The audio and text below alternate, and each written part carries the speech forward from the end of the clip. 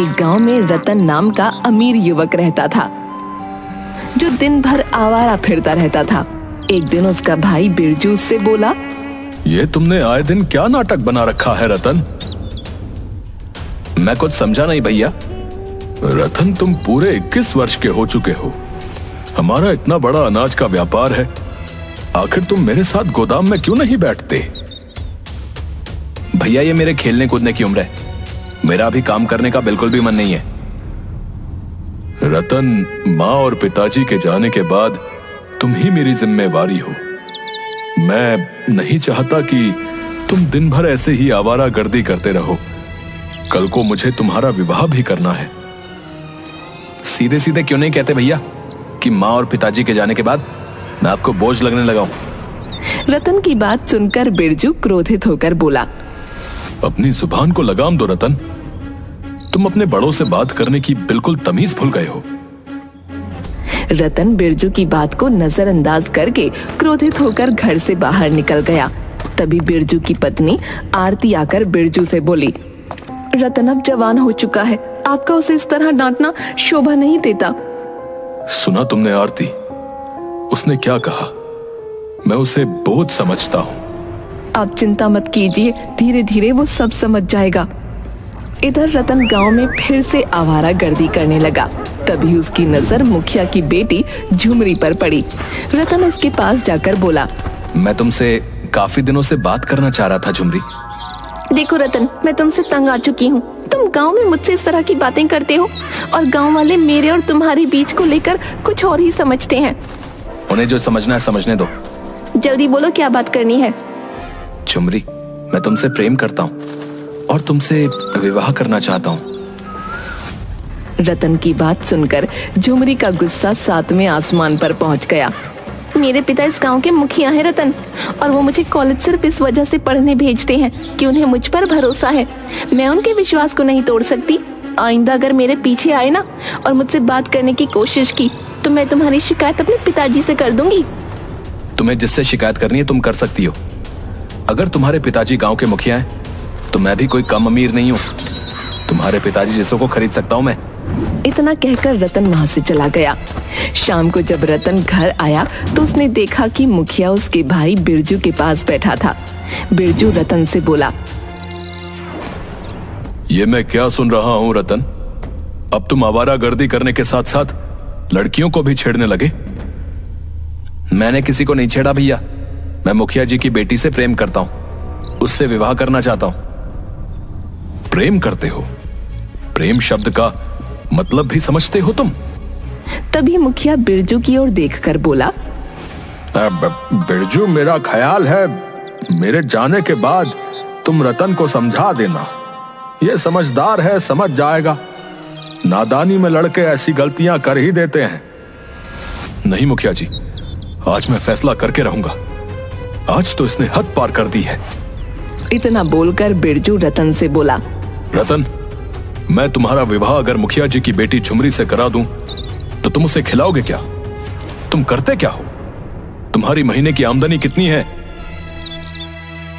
अपने भाई की बात सुनकर रतन का दिमाग पूरी तरह से खराब हो गया। भैया, मत भूलिए कि पिताजी ने अपने जीवन में बहुत सारा धन और संपत्ति बनाई है। उसमें से आधा हिस्सा मेरा भी है। जानता हूं, लेकिन तुम्हारे जैसे नौजवान को जब पिता की संपत्ति और दौलत मिलती है ना, तो वो उसे मिटाने में ज्यादा दिन नहीं लगाते। क्योंकि तुम लोगों की बस यही समस्या है कि तुम मेहनत नहीं करना चाहते। आप क्या कहना चाहते हैं भैया? यही कि अगर पिताजी अपनी संपत्ति तुम्हारे नाम ना करते तो तुम भीख मांगने के लिए एक कटोरा भी नहीं खरीद पाते। पिताजी की संपत्ति की हक की बात करने से पहले एक बार यह तो सोच लेते कि पिताजी के काम में तुमने कितना हाथ बटाया है। बिरजू की बात सुनकर रतन क्रोधित होकर बोला, अगर ऐसी बात है तो मुझे पिताजी की संपत्ति भी नहीं चाहिए, ना ही मुझे यह घर चाहिए। मैं घर छोड़कर जा रहा हूं। अब रतन, मेरी बात सुनो रतन। मुझे कुछ नहीं सुनना मुखिया जी। मेरे घर के मैटर में आप ना ही पड़े तो अच्छा है। इतना बोलकर रतन क्रोधित होकर वहां से चला गया। आरती बिरजू से बोली, ये आपने सही नहीं किया। आपको रतन से इतना कठोर रवैया नहीं अपनाना चाहिए था। नहीं आरती, अगर आज मैं कठोर रवैया नहीं अपनाता तो रतन के हौसले और बुलंद हो जाते। जो भाई अपने छोटे भाई को डांटते नहीं, वो अपने भाई के सबसे बड़े दुश्मन होते हैं। रतन क्रोधित होकर अपने गांव की सीमा से बहुत दूर एक दूसरे गांव की ओर चला गया। उसके पास खाने तक के पैसे नहीं थे। रतन भूखा प्यासा थक हार कर एक गांव की सीमा पर बनी झोपड़ी के सामने बैठकर रोने लगा। आज अगर मेरे पिताजी और माँ जीवित होती तो क्या भैया मेरे साथ ऐसा व्यवहार करते? मेरा इस दुनिया में कोई नहीं है। रतन नहीं जानता था कि झोपड़ी के अंदर कन्हैया नाम का उसका ही हम उम्र युवक रहता था। कन्हैया उस झोपड़ी के बाहर निकलकर बोला, कौन हो तुम और मेरी झोपड़ी के बाहर तुम रो क्यों रहे हो? मेरा नाम रतन है। अगर तुम्हें अपनी झोपड़ी के सामने रोने से ऐतराज है तो मैं कहीं और जाकर रो लेता हूँ। मेरा नाम कन्हैया है। लगता है दोस्त घर से काफी नाराज होकर आए हो और अंदर से काफी उदास भी हो और शक्ल से काफी भूखे भी लगते हो। मैंने सुबह से कुछ नहीं खाया और मेरे पास पैसे भी नहीं है, तो चलो मेरे साथ, मैं तुम्हें खाना खिलाता हूँ। रतन उसकी झोपड़ी की तरफ देखने लगा। मेरी झोपड़ी की ओर मत देखो, मैं तुम्हें यहाँ के अच्छे ढाबे पर खाना खिलाऊंगा। लेकिन तुम मुझे खाना क्यों खिलाना चाहते हो? मैं तो तुम्हें जानता भी नहीं। मेरा और तुम्हारा रिश्ता क्या है? दोस्ती? दोस्ती का, इंसानियत का, और इससे बड़ा दुनिया में कोई रिश्ता नहीं होता दोस्त। कन्हैया की आंखों में अपनापन देखकर रतन मुस्कुराते हुए बोला, ठीक है। कन्हैया रतन को ढाबे पर ले गया। रतन ने पेट भर खाना खाया।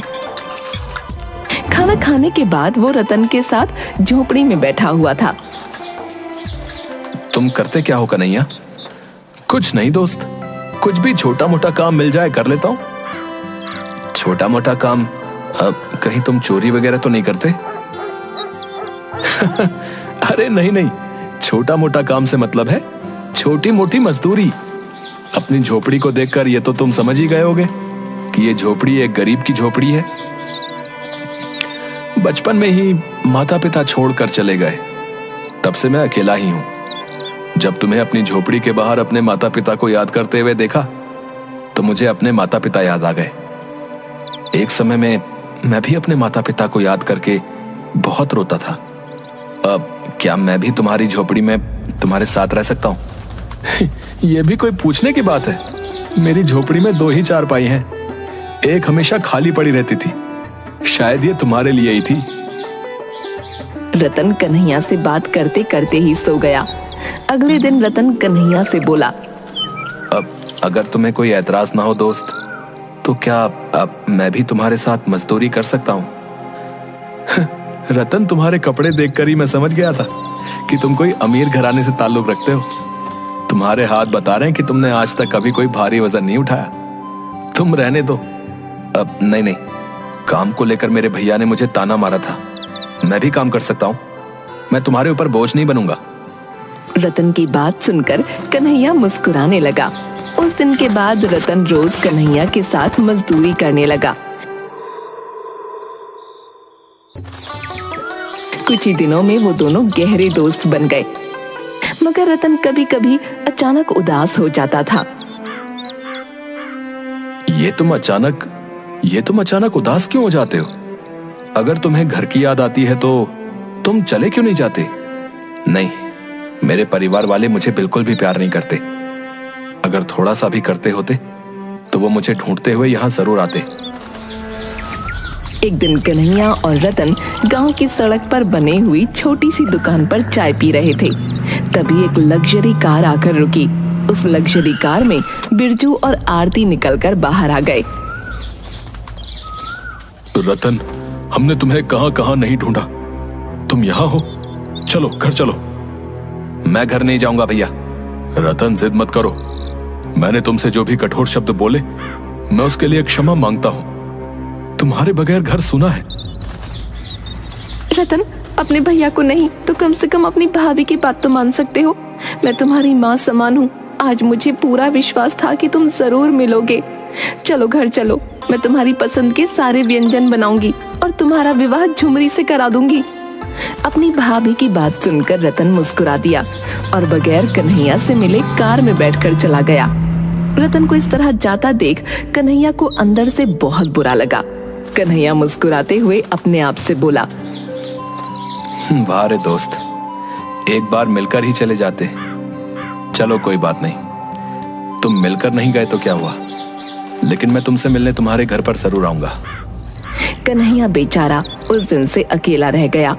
कुछ महीनों बाद कन्हैया को रतन की बहुत याद आने लगी। कन्हैया जानता था कि रतन किस गांव में रहता है। कन्हैया रतन के घर पहुंचा।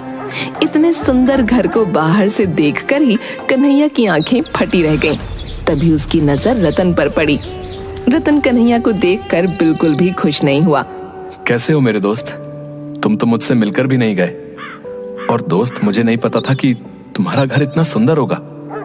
जब तुम्हारा घर बाहर से इतना सुंदर दिखता है तो अंदर से तो और ज्यादा सुंदर होगा। तुम तो मेरी उम्मीद से भी ज्यादा अमीर निकले। रतन बुरा सा मुंह बनाते हुए बोला, यहाँ कैसे आना हुआ कन्हैया? सब कुछ यही पूछ लोगे क्या? अपने दोस्त को अंदर नहीं बुलाओगे? अंदर सजावट का काम चल रहा है। वो क्या है कि 2 दिन बाद मेरी मुखिया की बेटी झुमरी से शादी है, और तुमने अपनी शादी में गरीब दोस्त को बुलाना भी गवारा नहीं समझा। देखो कन्हैया, मैं जानता हूं कि तुमने मेरी मदद की और तुमने मुझे खाना खिलाया और मुझे अपनी झोपड़ी में रहने के लिए एक चारपाई दी। तुम्हें उसके लिए जितने भी पैसे चाहिए मैं तुम्हें देने के लिए तैयार हूं। कन्हैया, तुम जानते नहीं मैंने जितना वक्त तुम्हारे साथ गुजारा है वो कितनी मुश्किल और मुसीबत से गुजारा है। इतनी सड़ी हुई और बदबूदार जगह पर मेरा दम घुटता था, इसलिए मैं कभी कभी वहां से भागने की सोचता था, मगर तुम्हें लगता था कि मैं उदास हो जाता हूं। रतन, तुम्हारी सोच बहुत छोटी निकली दोस्त।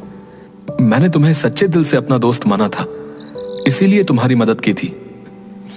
कन्हैया, तुम में और मुझ में जमीन आसमान का फासला है। एक अमीर और एक गरीब दोस्त नहीं हो सकते।